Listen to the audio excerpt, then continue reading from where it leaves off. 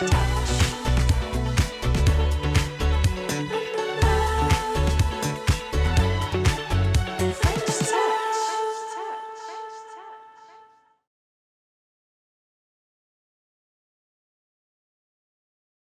à tous, on est ravis d'être là. Alors, on s'est fait une petite interview croisée, donc je vais commencer par présenter Pierre, qui ensuite me présentera, et on va se poser des questions pour vous raconter cette grande histoire de clubbing et de cette exposition qui a eu lieu au Grand Palais Immersif. Bon, comme je fais un petit portrait de Pierre, c'est écrit, donc je vais vous le lire pour que ce soit assez précis. Bon, c'est pas facile, Pierre, de te présenter, hein. Parce que Pierre, peut-être vous ne le connaissez pas, mais Pierre, c'est lui qui a fait par exemple l'exposition Comédie musicale à la Philharmonie. Donc c'est un artiste qui déborde les cases, qui semble se déplacer sans arrêt. Tu viens de l'art contemporain et du design, de la scène, de la vidéo, du numérique. La merde un peu. Je ne sais pas utiliser le matériel. Et surtout, évidemment, du numérique et du club, forcément, puisque c'est le sujet qu'on porte aujourd'hui ensemble. Tu observes les usages, les gestes, les façons d'être ensemble. Et tu as une passion pour toutes les nouvelles technologies. Et oui, c'est nous. Et du coup, même je suis rajeunie, c'est quand même génial. Et leurs histoires que tu remets en jeu dans les domaines de l'exposition, des performances de la parole, des espaces publics et du live. Le live est clé dans tous les sujets qu'aborde Pierre. Et c'est hyper important dans le sujet qui nous incombe, qui est l'immersif, qui est la recherche de l'émotion, qui est la recherche de l'expérience. Depuis toujours, tu t'intéresses à la manière dont les corps circulent, se transforment, se mettent en jeu, et tu fais partie de ces rares artistes capable de rassembler autour d'un projet des univers qui, normalement, ne se croisent pas. Et cette fois-ci, Pierre a rassemblé la fête, les archives, la critique, le spectacle, la recherche. Et c'est pas facile de rassembler tout ça dans une exposition, en fait, qui fasse sens avec l'époque, dans un lieu qui s'appelle Grand Palais Immersif. Et ce que je sais de toi, surtout, c'est que tu travailles en bande. Parce que Pierre, quand il arrive, il dit voilà, j'ai ce projet, mais attends, il faut que j'appelle ma bande. Alors, et Pierre, il m'appelait, il me disait bon, alors machin, il est on board, et bidule, il est on board, et machin, ouais, je crois que je vais y arriver, mais attends, il faut que j'appelle le truc. Et c'est vrai que clubbing, ça, c'est toute une crew. Et ça a permis d'inviter, de relier, de faire circuler l'énergie. Et c'est un peu l'esprit du clubbing. C'est ça qu'on cherchait. C'était cet endroit, c'était ce qui nous relie tous dans des périodes qui sont parfois et qui peuvent être plus moroses. Et on avait envie de danser, de faire la fête, et aussi de comprendre ce qui se jouait dans le club. Donc c'est ce qu'on a cherché. Merci beaucoup Pierre pour cette aventure. Et maintenant c'est à toi de me présenter.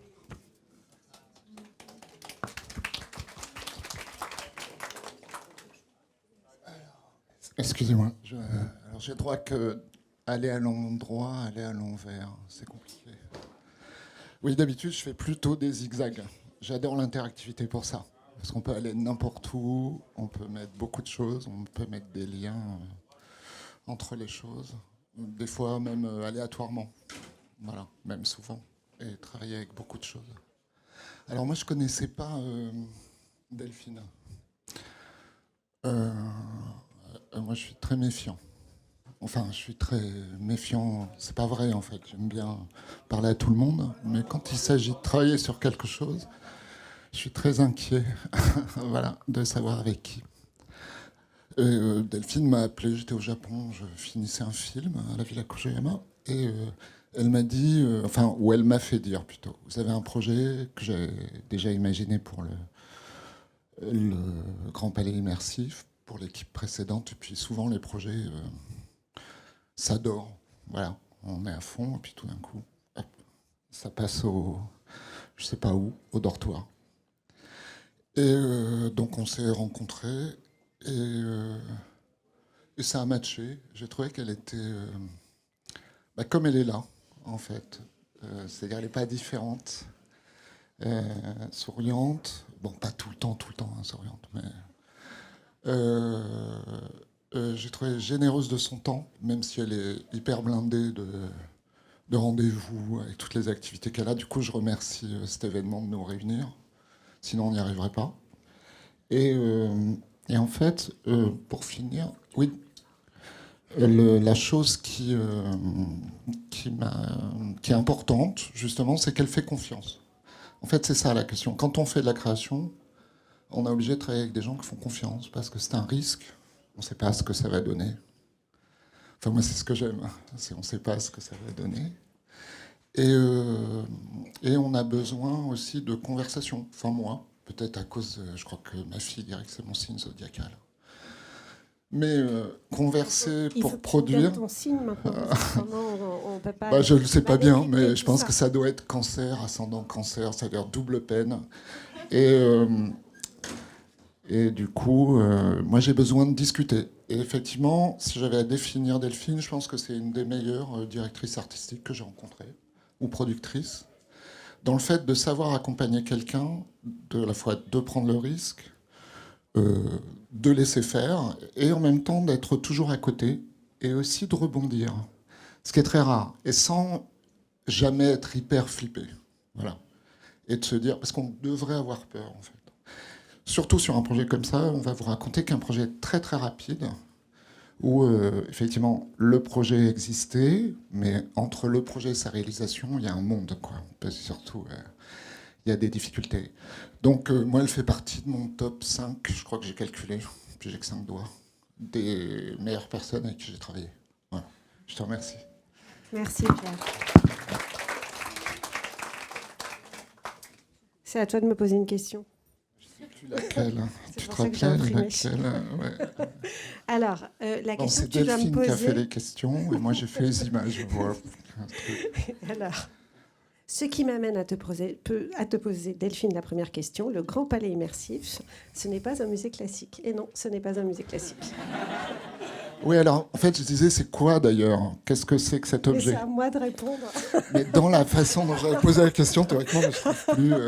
c'était un peu plus complexe que ça. Vas-y, tu veux c'est pas un musée, mais c'est pas une... Est-ce que c'est une salle de jeu? Est-ce que c'est une salle d'hyper VR? Est-ce que c'est... Bah non. Bah voilà, tout ce que c'est pas... Est-ce que c'est un lieu de création aussi et d'expérimentation? Enfin, en tout cas, qu'est-ce que... T'as voulu lui faire faire. Alors, qu'est-ce que c'est le Grand Palais Immersif? Donc, on se fait quelques années en arrière, en 2020, je pense.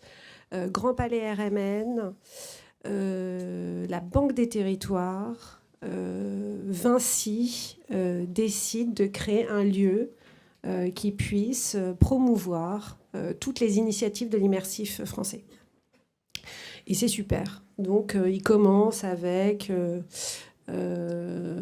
Pompéi, ils enchaînent ensuite avec Venise, avec c'est Gédéon, Iconem, ensuite ils font une expo qui marche très bien avec la fondation Mucha, ensuite ils font une expo sur le street art, et puis quand même les lieux à Paris, il faut être réaliste, parce que moi là j'ai fait un MBA d'exploitant, puisque à la base je ne suis pas exploitante, je dirige Charger Museum Studio, qui est aujourd'hui le leader de l'ingénierie de la production culturelle.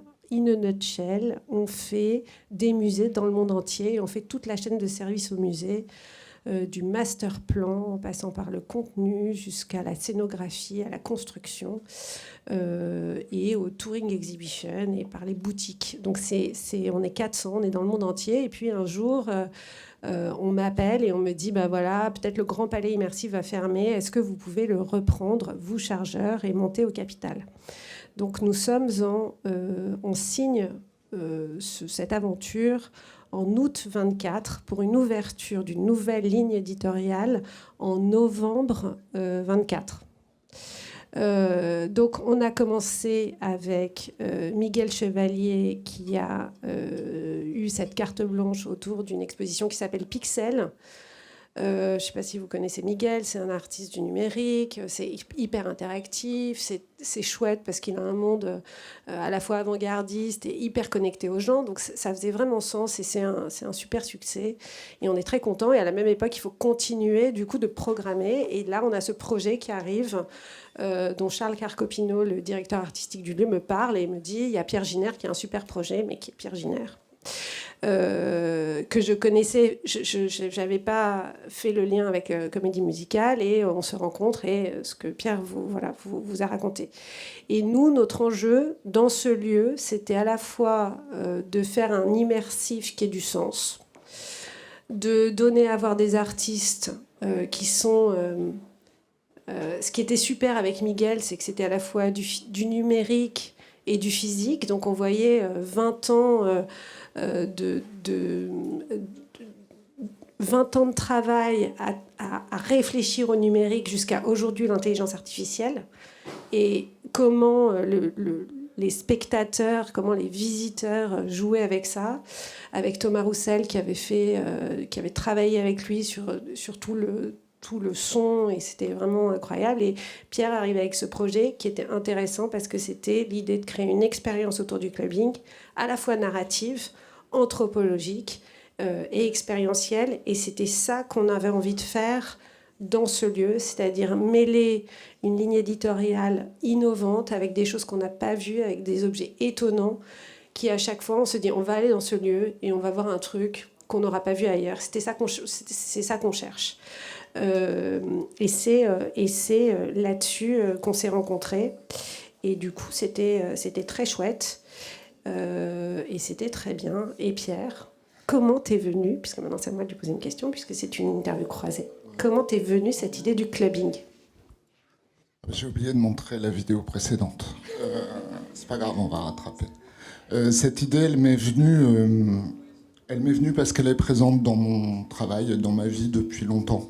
Voilà, le fait d'être en voyage à l'étranger, d'aimer la musique électronique, enfin des choses comme ça, d'être seul la nuit, de pas dormir, c'est un truc dont j'ai l'habitude. Et le club, c'est un des endroits où on rencontre les autres. D'ailleurs, sans avoir à se fabriquer autrement, voilà, dans une liberté. Et moi, c'est un truc, j'aime la danse, et puis surtout, je faisais un projet depuis très longtemps avec des musiciens électroniques autour du live, avec un truc qui s'appelle iDance, et qui fait, je sais pas d'où ça vient, et qui fait se rencontrer des images temps réel et de la musique. Voilà, et autour de ce truc-là. Bon, les images que vous voyez, c'est les images de l'exposition, une série d'images de l'exposition. On s'est rencontrés. Alors, en fait, moi, ce qui était, c'est un sujet qui m'intéresse, mais vraiment, et on s'est rencontrés juste avec le projet. Le projet, il s'est fait. Donc, les gens de l'équipe précédente m'avaient demandé de venir, et Charles Carcopino et Roy Amit. Et M. Poussou aussi. Et en fait, moi, sur le lieu, je m'étais dit, quand on rentre, et il faut savoir qu'historiquement, c'est ça, c'est un morceau de l'opéra qui n'a jamais été ouvert. En fait, c'est une friche urbaine. Et ce grand bloc de béton, ce grand espace vide, avec des proportions insensées, on pourrait croire que c'est une usine à décor, d'ailleurs, c'était plutôt. En tout cas, un atelier éventuellement, ou une salle, qui n'a jamais été faite. Et je leur ai dit, moi je ferai un club. Voilà. Je n'ai pas dit faire une exposition sur le clubbing, mais je ferai un club. Ce qui m'intéresse, moi, c'est de faire converger. Moi, je suis artiste et commissaire d'exposition, mais directeur artistique aussi. Et ce qui m'intéresse, c'est de faire converger le lieu, l'expérience et le sujet, pour faire un objet hyper spécifique. Et tout de suite, quand j'ai dit ça, ils ont trouvé ça marrant, je crois. J'ai vu une sorte de lumière dans leurs yeux. C'est ça qui est intéressant, en fait, quand on se rencontre. C'est-à-dire qu'il y a des choses qui sont rendues possibles ou pas. Et du coup, j'aurais fait ce très gros livre. Voilà, c'est tout, pour savoir si l'idée était bonne. Donc c'est un livre de 600 références qui raconte ce que c'est que ce clubbing, cette façon d'être ensemble, par la musique, dans des lieux d'invention, autour des affinités électives, quelque chose de très éphémère, qui rebondit sans arrêt, un lieu de la créativité. Moi, j'appelle ça un lieu d'art total éphémère, quelque chose comme ça. Et c'est ce qu'on voit dans ce bouquin. Et du coup, je me suis dit, bon, t'as fait une promesse, c'est absurde, t'as dit quelque chose, t'as dit n'importe quoi. Et du coup, j'ai fait ce livre. Et c'est avec ce livre qu'on s'est rencontrés. Voilà, pour faire simple, je ne vous le passerai pas en entier. Et c'est sur cette base, effectivement, qui croise ce que disait Delphine, l'idée des communautés, l'idée des modes, l'idée des designs, l'idée des musiques, l'idée des lieux, enfin pas l'idée d'ailleurs, la créativité de tous ces secteurs, et qui se rencontrent la nuit, voilà, de façon pas permanente. Un club, ça ne dure jamais éternellement, à part le Pacha ou des choses comme ça. Comme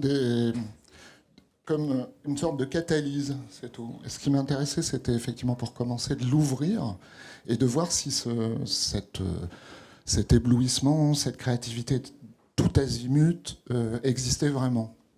Voilà, et donc ce livre, c'est l'histoire de ça. Bon, et c'est un livre non publiable parce que si on se met à calculer combien le coût des documents, on ne le sortira pas. Mais c'était juste pour prouver et pour faire un commissariat par l'image, dans un sens, faire un commissariat par les choses, par la musique, par les objets, par les formes artistiques, et de se dire que je ne commencerai pas par raconter une position, mais pour savoir si elle existait, parce que quand on fait un premier, bon, c'est pas la première fois que je fais ça, je l'ai fait sur le jeu vidéo, j'ai dû le faire sur la comédie musicale, des choses comme ça, quand on traite de sujets qui sont un peu à côté du centre, un peu décentrés comme ça, ou non encore célébrés. Bon, la comédie musicale, on peut se dire qu'elle l'était en partie, mais eh bien, en fait, on doit trouver ce dont ils ont la puissance, en fait, et pas forcément avoir une idée sur eux et une idée définitive. Et donc, c'est un livre qui raconte la puissance d'un sujet, d'une certaine manière. Voilà, et du coup, je dois te poser une question désormais. Ouais, tu dois dire. Eh ben, pourquoi clubbing au Grand Palais Immersif, Delphine? Ça marche là? J'ai l'impression qu'il n'y a plus Tiens, de. si tu veux. Là, c'est. Ah oui, Ah pardon. oui. Oui, parce que je pensais à laguer. Enfin, ça faisait un truc. En fait, pourquoi clubbing? Vous avez vu comment Pierre vous a raconté l'histoire? En fait, la manière dont il a pensé l'expo, c'était comme un objet de recherche. Et a priori, le sujet du clubbing, on imaginait que ça allait agréger plein de communautés différentes et qu'en fait, on avait une histoire commune, en fait. Et que chacun avait Enfin, on a tous un souvenir de club, enfin, normalement. Ou pas, mais c'est pas grave. Mais en tout cas, c'était ça qu'on cherchait. C'était cette mémoire. Et ce qui est intéressant quand on a commencé à chercher de l'archive, etc., c'est que c'était des moments où il n'y avait pas de téléphone, il n'y avait pas de... Enfin, après, ça dépend à quel moment on était né, mais en tout cas, on s'est tous posé la question de comment on était en boîte de nuit et on ne trouvait pas... Enfin, en tout cas, on n'avait pas cette mémoire-là. Et c'est vrai que c'était très connecté au lieu, parce que le lieu du Grand Palais Immersif, architecturalement, pouvait accueillir aisément une telle histoire, en fait. Donc ça marchait parce que l'objet que tu étais en train de faire, tu l'avais imaginé dans le lieu, et qu'il y avait une adéquation hyper intéressante, et que moi je cherchais, au-delà de raconter, de donner à voir des artistes, au-delà d'avoir ces espèces d'objets pop culturels, et pour moi le clubbing était un objet pop culturel à donner à voir. Et ce qui était chouette aussi, c'est que c'est pas juste un objet de recherche, c'est que dans la promesse de l'immersif qu'on porte, il y a cette promesse d'interactivité, cette promesse d'être au cœur de l'expérience, cette promesse d'être au cœur de l'émotion. Et du coup, Pierre avait imaginé on top de l'expérience que ça allait devenir le club ultime, et que vous, en tant que visiteur, en tant que spectateur, en tant qu'acteur de l'exposition, vous alliez pouvoir vous déplacer à l'intérieur de l'exposition et faire partie de l'œuvre avec cette œuvre elle-même qui est iDance, hein, que Pierre a développée. Donc ça date de quand est-ce que tu as imaginé ça? Qu'est-ce que l'IA te permet de faire en plus? Est-ce que les gens étaient contents d'avoir leur avatar, etc. Voilà. Parle-nous d'iDance. Ah, excusez-moi. Bon, alors j'ai pas tout à fait fait les documents comme il fallait.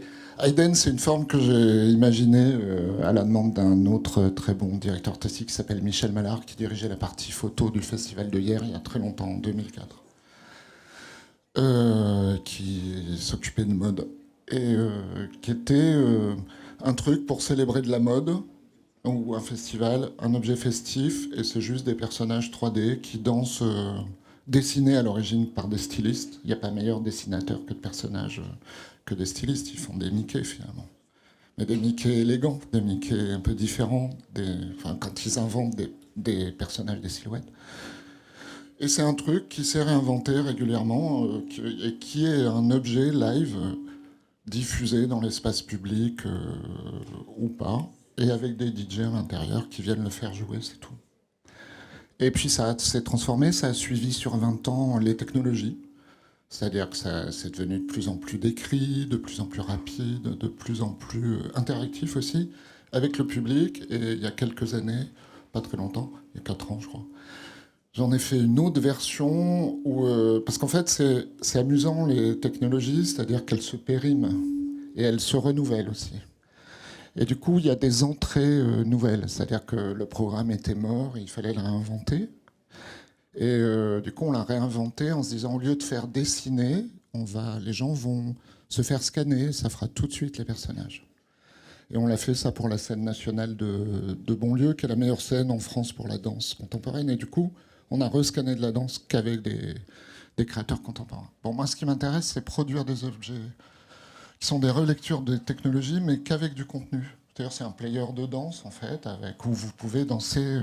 Et là, l'enjeu, on avait une expo sur le club. Et faire une expo sur le club, bien sûr, dans les expos, il n'y a jamais... C'est jamais rempli comme un club. Vous savez que dans un club, on est à 50 cm les uns des autres, quoi. On est serré, a priori, sur la scène.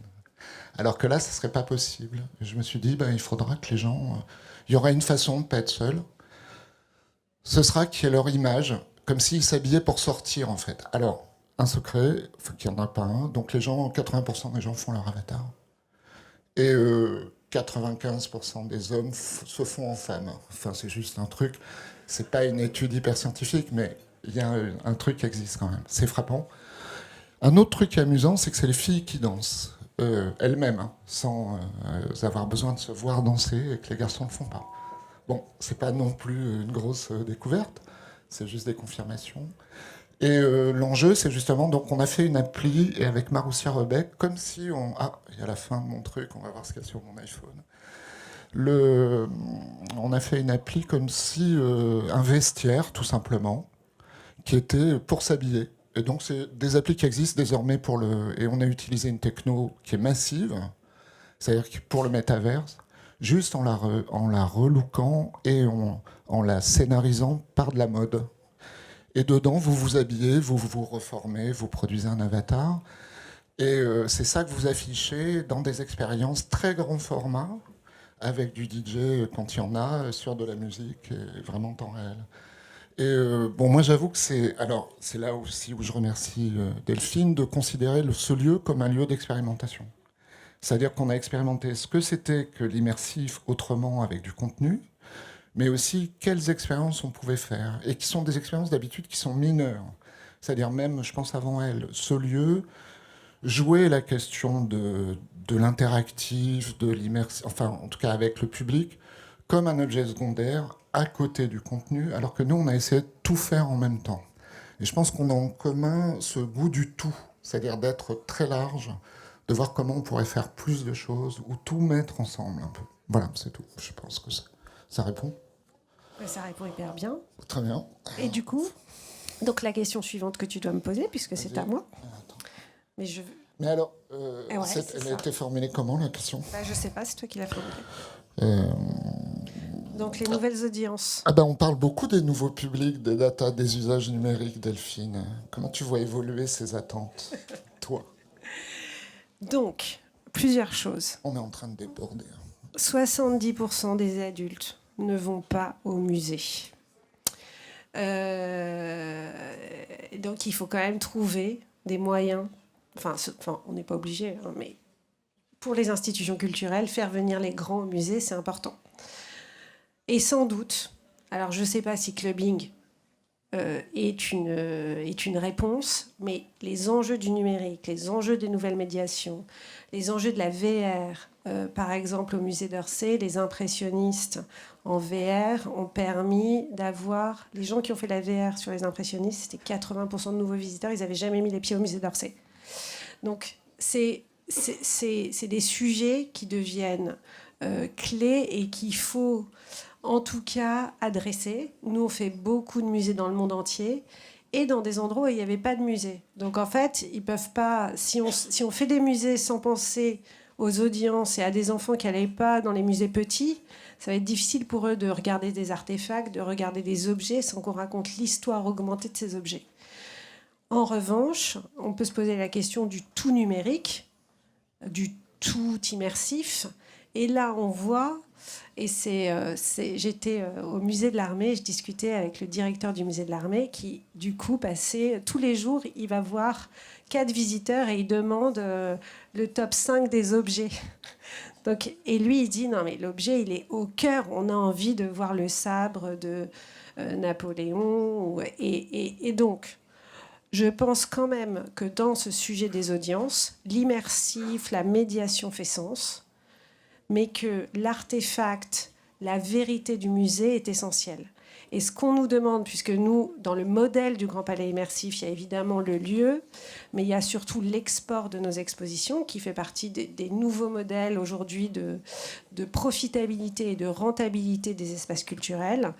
On nous demande à chaque fois d'avoir un mix de tableaux et d'expériences immersives. Ce matin, j'étais avec Laurent, qui est juste là, et on discutait avec la directrice du musée de Pudong pour exporter la Mona Lisa immersive. Et en fait, elle voulait avoir évidemment l'expérience, le média, mais elle nous disait, est-ce que vous allez avoir des œuvres ? Et c'était hyper important pour elle d'avoir les deux. Donc aujourd'hui, on a un vrai enjeu qui est de créer des choses immersives d'hyper grande qualité qui ne se nivellent pas avec un niveau scientifique, mais aussi de créativité et de connexion avec les audiences qui est très fort. L'interactivité, c'est essentiel. Quand c'est pas interactif ou quand il n'y a pas assez à voir, en fait, on se fait quand même pourrir sur Google. Donc les gens sont super exigeants. En tout cas en France, attendent que quand ils payent 12 euros, 14 euros, ce soit assez exceptionnel et on peut être assez vite critiqué. Donc ça nous demande d'être particulièrement attentifs. Et sur l'international, les États-Unis, par exemple, si on arrive là-bas et qu'on dit... moi, je pensais que c'était hyper chic de dire je suis présidente du Grand Palais immersif, mais immersif, c'est pas possible, quoi. Donc voilà, il y a ce sujet-là, il faut l'entendre parce que c'est dans les nouveaux usages, c'est assez clé. Et c'est tout ce qu'on essaie d'adresser et de prendre en compte dans notre sujet du Grand Palais immersif. Mais revenons à l'exposition Clubbing qu'on a donc montée en 4 mois. Parce que, au Grand Palais immersif, on a donc monté, 3 expositions en 6 mois. On était exsangues. Comment ça s'est passé, Pierre ? Eh ben, on n'est pas mort. Donc ça, c'est déjà un truc. Alors, il ne faut pas monter des expositions en 4 mois. Non, c'est pas bien. Enfin, franchement, je vous assure qu'il ne faut pas le faire. Parce que c'est trop dur. Enfin, c'est trop dur. Sauf si, effectivement, on est obligé d'être tous en confiance, d'avoir des équipes, connaître les gens, de se distribuer le travail. Donc, je vous montre au début, on part de ce lieu. Enfin, moi, c'est comme ça, on dessine tout avec mon équipe. Et à partir du lieu, donc ça, c'est le Grand Palais immersif. Et on y place directement le contenu. Alors, ça, c'est une des choses qu'elle a dites. Est-ce qu'il faut avoir des objets ? Moi, je pense que les médias sont des objets. Voilà, c'est un truc assez simple. Je m'occupe de nouvelles images. Et elles en sont. Et alors, du coup, pour vous montrer ce que ça voulait dire, je vous ai sorti une très grosse partie, enfin une bonne partie des documents qu'on a fait en 4 mois pour y arriver. Parce que je me suis dit, c'est une masterclass, il faut ouvrir la boîte noire, quoi. Et alors, vous voyez tout ce qu'on échange. Voilà, tout ce qu'on construit, comment on dessine, on choisit, on fait des rapports, c'est tout. Et par tous les moyens, finalement. Et toutes les occasions, comme on n'a pas le temps, on ne peut pas faire des réunions vides. Donc on fournit à chaque fois quelque chose et qui nous dit qu'on avance. Et on avance sur des tonnes de sujets, la mode, les images, quel est le choix d'image, comment on va le mettre en espace, comment on va construire, et en n'oubliant jamais le projet de départ, qui est plutôt celui-là au début, ou quelque chose comme ça.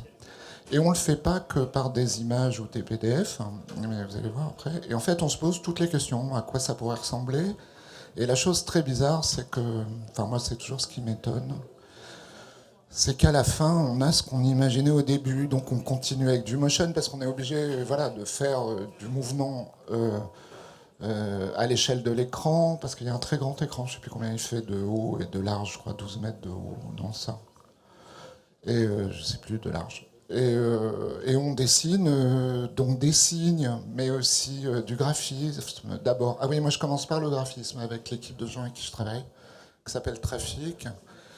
Et puis, et tout simplement parce qu'ils font un graphisme, je regarde comment ils rentrent dans l'espace et tout, ce qui me permet de faire. C'est une façon d'avoir de la matière. Puis après, on dessine des visualisations, comment il y a des rapports entre le sol et le mur. Enfin voilà, par tous les moyens, quoi. Et effectivement, c'est ce que. Enfin, moi, c'est ça que j'aime dans les technos, c'est qu'effectivement, c'est plein d'outils. C'est pas du tout, il n'y a pas une techno, il y a plein de technos. Et on peut utiliser de l'IA, de la 3D, puis on fait des tests aussi sur place. Tout se vaut.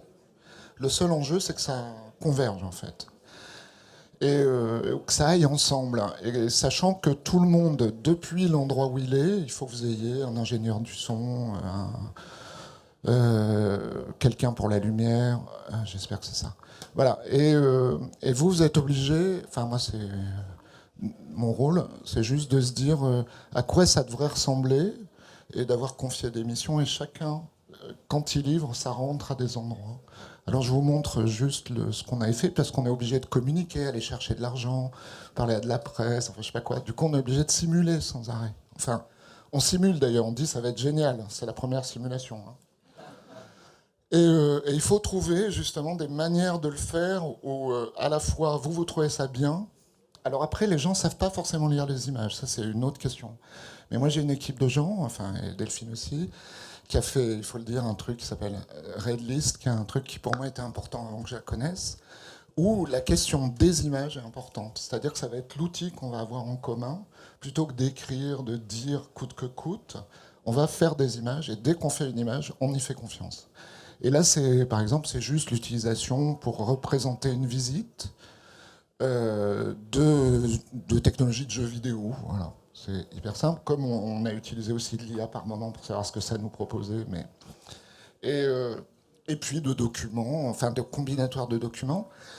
Bon, ça c'est un truc un peu long, mais le truc qui est amusant, c'est que c'est exactement l'expo. Il n'y a qu'une variante, vous voyez, elle est faite à base d'affiches, qui sont soit des textes, soit des images, voilà. Comme un vocabulaire graphique urbain, quoi. C'est pas plus que ça, mais de très haute qualité quand même. Il n'y a qu'une différence, les images là font 2,40 et en vrai à la fin elles feront 2 mètres parce qu'ils ne m'ont pas donné assez d'argent. Voilà, c'est tout. Mais en même temps, ça m'a permis de les mettre dans l'espace parce que les auraient été plus grandes, finalement ça rentrait plus. Donc voilà. Non, c'est tout. Je sais pas. Et après, si la règle, hein, c'est vous prenez que des amis. Moi, je pense. Enfin, c'est obligé. Il faut avoir que des très bons amis et qui savent exactement ce qu'ils font chacun. Il faut que chacun soit positionné. Et du coup, on était 4 équipes. Enfin, moi, je m'occupais de 4 équipes. Une équipe rédactionnelle, qui sont les gens de Poptronics, un site qu'on a créé il y a très longtemps, qui est un site sur les cultures électroniques, avec Annick Rivoire et Mathieu Recart. Donc, une équipe rédactionnelle, une équipe vidéo pour réaliser des interviews. Voilà, on a réalisé 15 interviews fleuves avec des personnalités de ce milieu pour le décrire depuis l'intérieur. Puis après, une équipe de graphistes qui dessine tout, voilà, qui dessine une équipe de développeurs pour iDance, des graphistes qui sont codeurs aussi, et ce qui fait qu'on utilise toutes les technos à la fois, de l'enregistrement, de l'IA, de la 3D, et puis je pense qu'il vous faut un très bon constructeur. Moi, je vous conseille Art Project. Enfin, si vous voulez, on peut filer la liste à la fin. Moi, je sais, j'ai validé tout le monde. C'est-à-dire que quand en 4 mois on y arrive, en fait, faire une expo en 4 mois, pourquoi il ne faut pas la faire parce qu'on risque de se planter. Et si on se plante, ça va faire hyper mal. Et en fait, par contre, ça permet autre chose, ça permet d'inventer une forme qu'on ferait à l'intuition collectivement.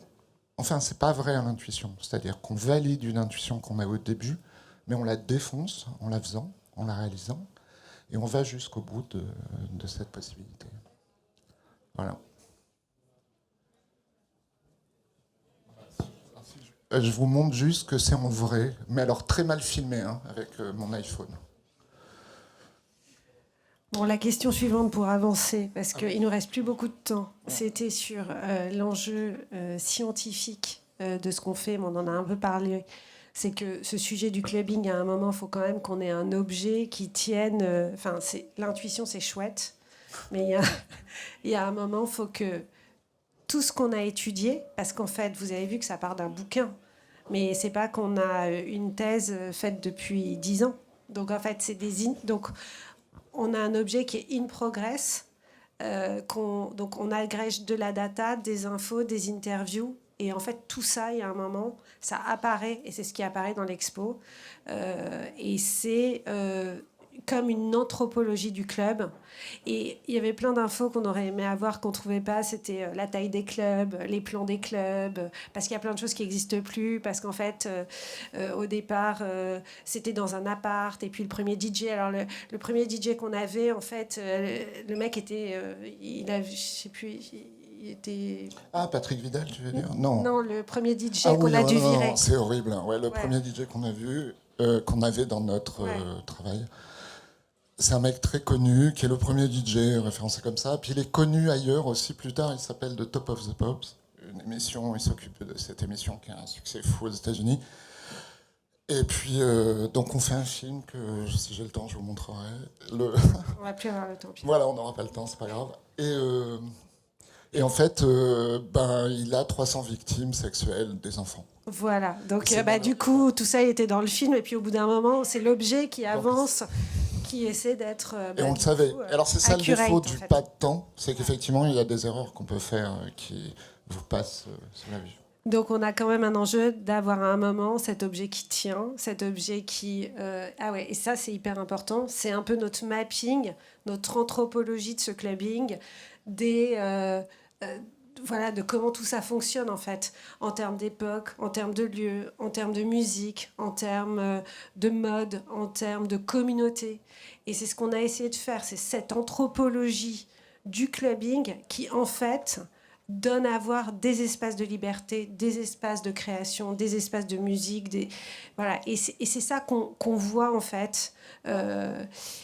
Et qui du coup donne aussi une expo un peu dur. Enfin, ce n'est pas que tendre, quoi. Et l'objet, il apparaît en fait au bout d'un moment, quand en fait, et comme à 4 mois, on n'a pas de recul. Donc on arrive et on voit l'objet tel qu'il est, mais il est très cohérent avec ce que le scientifique de la recherche, en fait.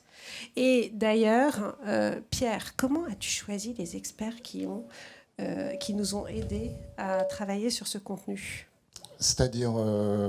Ton corpus d'experts. Alors, moi, mon corpus d'experts, c'est une équipe éditoriale, donc des journalistes, des anciens de Libé, plus des écrivains dans ce domaine ou des chercheurs qui ont écrit Global Techno. Enfin, En fait, voilà. Pour y aller vite et pour y aller juste, il faut se faire lire ou il faut s'aider. Et donc, experts en France, en Angleterre, aux États-Unis, des gens à qui on faisait relire sans arrêt pour savoir si on ne se trompait pas, parce qu'il fallait écrire cette histoire. Et ce qui était marrant, c'est qu'en fait, on les a interviewés. Moi, je ne connaissais pas bien le sujet. Du coup, j'écoutais les interviews de l'anglais qui était au premier festival machin, mais qui était connecté à Manchester. Et ensuite, on avait la DJ qui était... Je ne sais plus si elle était... Et puis après, effectivement, c'est comme tu dis, voilà. Donc, on fait des interviews de 15 personnes ou 16. Je n'ai pas pu tous les mettre, là. Mais effectivement, comme si on ne va pas être nous-mêmes propriétaires du sujet, mais qui doit être dit par la communauté. Et du coup, il faut construire une communauté. Des hommes, des femmes, des vieux, des jeunes, des Français, des étrangers, des gens qui viennent de toutes les régions du monde et qui ont connu, qui ont mixé, je sais pas quoi, depuis longtemps. Et alors, moi j'avais un conseiller scientifique remarquable, c'est le second. Il s'appelle Patrick Vidal, qui est un DJ français, qui est à l'origine d'un groupe de punk rock il y a très longtemps, et puis qui va à New York dans les années 70, et qui découvre la disco, ou le disco, et qui tombe amoureux, et qui se met à devenir DJ, en fait. Et du coup, il a visité la plupart des lieux qu'on est en train, parce qu'il a fallu sélectionner des lieux comme ça. Et en fait, c'est une histoire du dedans, du dehors, et avec justement des entrées depuis l'extérieur, par les conduites à risque, mais aussi l'évolution des DJ entre Patrick Vidal, Étienne de Crécy, des générations Dina ou 69 dB, qui sont vraiment des gens qui viennent de moments, ou même surtout RAG aussi, qui est un lieu à Paris qui s'appelle Le Virage. Enfin, on essaye de faire une sociologie ouverte, contradictoire d'ailleurs, mais en laissant parler les gens, et après on rééditorialise de la parole. Et l'enjeu, effectivement, c'est, si on fait ça, c'est pour à la fois ne pas être ceux qui seraient à l'origine, mais plutôt ouvrir une parole. C'est la première expo qu'on fait, il faut la dire. Et de l'autre côté aussi, pour faire que chacun, effectivement, puisse rentrer dans le sujet par un moyen ou par un autre, par un souvenir, par une époque, par une question. Voilà. Et c'est des questions très simples, ou enfin, plus ou moins compliquées. Elles peuvent être politiques, comment on devient DJ, enfin voilà. Bon, on a 5 minutes. On a 5 minutes, on peut s'arrêter si vous avez des questions.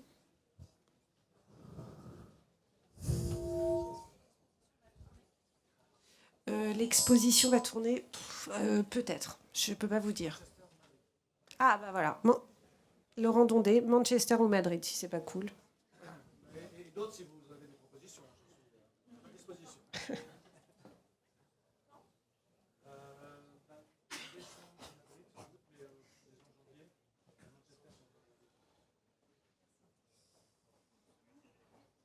Ah oui, s'il y a des acheteurs dans la salle. Vous parliez de faire se croiser les publics justement par l'exposition. Est-ce que vous trouvez que ça a fonctionné ? Est-ce qu'on a réussi à faire croiser les publics ? Ouais. On a réussi. Après, il y avait des jeunes, il y avait des vieux, enfin pas des très vieux, mais des vieux comme moi, quoi, et comme Pierre. Non, mais après, j'aurais bien aimé qu'il y ait des seniors, quoi. Et il n'y a pas eu tellement de seniors.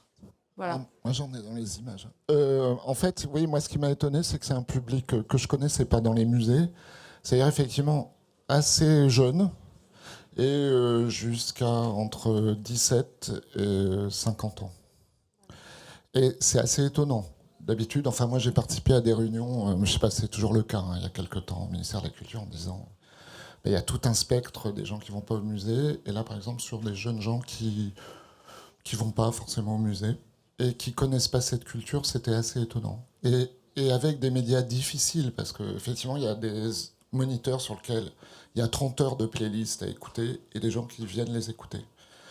Et ça, par exemple, moi, je pensais que ça ne marcherait pas. Enfin, je pensais qu'on devait le faire, mais que ça ne marcherait pas forcément. Et en fait, il y a des gens, donc vous êtes dans l'Expo, il y a des gens qui écoutent les playlists en dansant. C'est assez étonnant. Voilà. Il y a d'autres questions ? 2 minutes 35. Non, et après, ce qui était cool, c'était que...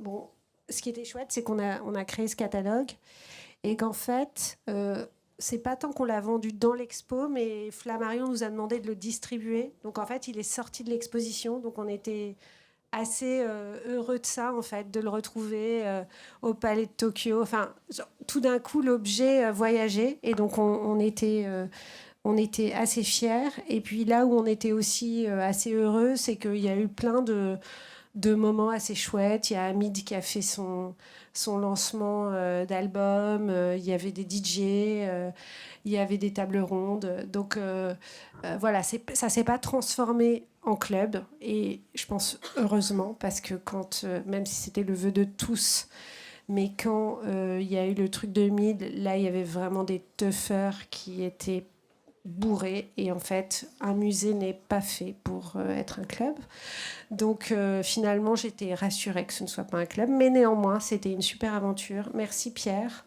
merci, on s'est bien amusé, et merci à vous. Merci à vous.